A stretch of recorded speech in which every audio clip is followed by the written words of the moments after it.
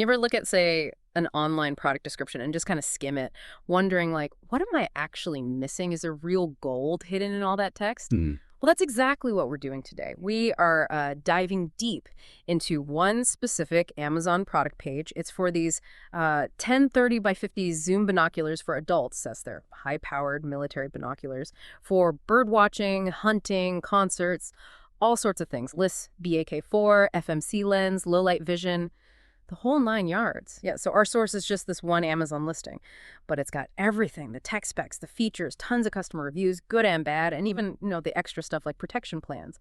And our mission really is to pull out the useful bits, the surprising facts about, choosing binoculars, using them, keeping them safe. We want to get you informed fast without you having to sift through it all yourself. Absolutely. It's kind of amazing how much info is actually packed in there. Yeah. We're going to, peel back the layers today and see what the specs really mean for you when you're actually using them. Okay, let's get into it. So the brand is Sogries.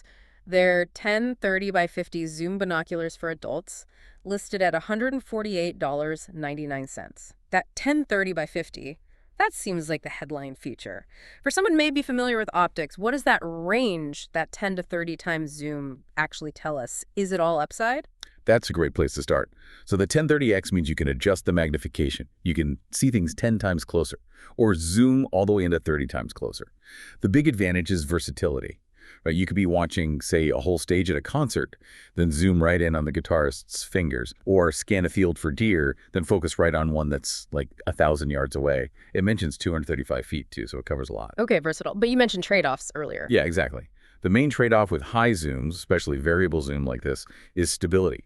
At 30x magnification, any little handshake is magnified too. The product description does mention a metal barrel to ensure stability, which helps, but honestly, for really steady viewing at that top 30x end, you'd probably want to use a tripod. Just physics, really. Gotcha. So great range, but maybe need some support for the max zoom. What about the 50 millimeter objective lens? Right, the 50 millimeter, that's the diameter of the big lenses at the front. Mhm. And bigger is generally better here because it lets more light in. Think of it like opening curtains wider. More light means a brighter image, especially useful at dawn or dusk, or maybe inside a dimly lit theater. It makes a real difference in those situations. Okay, so brightness. And then they mention BAK4 prisms and FMC multi-coated lenses. Sounds fancy. But what's the practical benefit? Right, so BAK4 prisms are made from a higher quality glass than, say, the cheaper BK7 type you sometimes find. They transmit light more efficiently, giving you brighter, sharper images with like a nice round exit pupil. Exit pupil. Yeah, that's the little circle of light you see when you hold the binoculars away from your eyes. A round, bright one means the light is getting through cleanly. And the FMC fully multi-coated green film on the lenses, that's also about light. It cuts down on reflections and glare and lets more light pass through. They claim up to 99.5% light transmittance, which is pretty impressive. So it's not just about making things look bigger. No, not at all. It's about making them look clearer, brighter, with accurate colors. You get that HD and high contrast image they talk about. It really helps you see those true-to-life details. And importantly, it reduces eye strain if you're looking through them for a long time. Ah, okay, less eye strain. That's a benefit I wouldn't have immediately thought of just from FMC coating. So overall, the optics seem pretty solid for the description. Yeah, the specs definitely suggest a capable pair of binoculars delivering that bright, sharp, vibrant image. Okay, so the technical side checks out, but, specs are one thing. How do these actually feel to use? What about the experience of holding them, adjusting them, dealing with them out in the field? Yeah. That's where the design details come in. The listing mentions they're waterproof. They use O-ring seals and an anti-fog coating. Oh, that's good. Yeah, it means you don't have to worry about rain or, sun temperature changes fogging up the lenses. It keeps moisture, dust, debris out, makes them more durable for real-world use.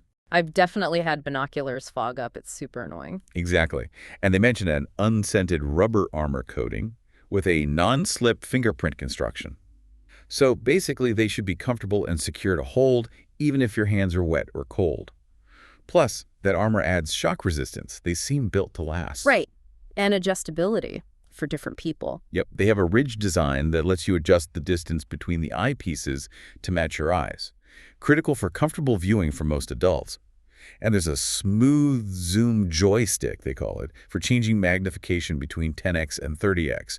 That sounds maybe easier than twisting a ring sometimes. Okay, yeah. And what about people who wear glasses? That's often tricky with binoculars. Ah, yes. This is a really interesting point that came up in the reviews. They have twist extendable eye cups. The idea is you adjust the eye cup position depending on whether you wear glasses or not. You twist them down, or unscrew them if you wear glasses, and twist them up if you don't.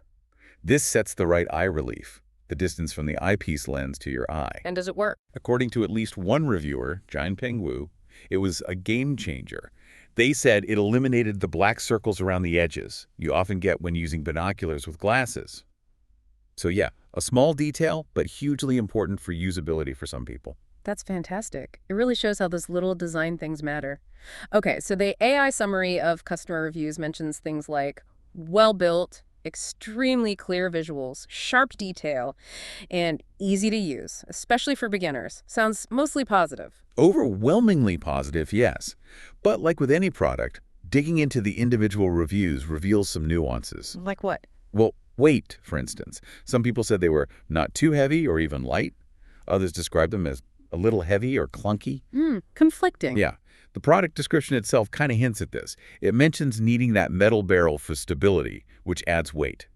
And it even recommends a tripod for stability. So, they might feel substantial, maybe a bit heavy for holding steady for really long periods without support. Okay, that's fair. Anything else negative pop up? There were a couple of specific complaints. One person called the lens covers cheap junk that will not stay on. Minor, maybe, but annoying if you want to protect the lenses. Yeah, that would bug me. And another customer, Andre, mentioned having initial image distortion. Turns out they figured out the eye cups needed adjusting for their eyes, the very feature we just discussed. But interestingly, they noted the instruction manual didn't actually explain how to adjust the eye cups or troubleshoot that specific issue, which just highlights, sometimes the documentation doesn't quite cover everything. So a bit of a learning curve, potentially, especially if the manual isn't super clear on every feature. Despite that, it sounds like most people were happy.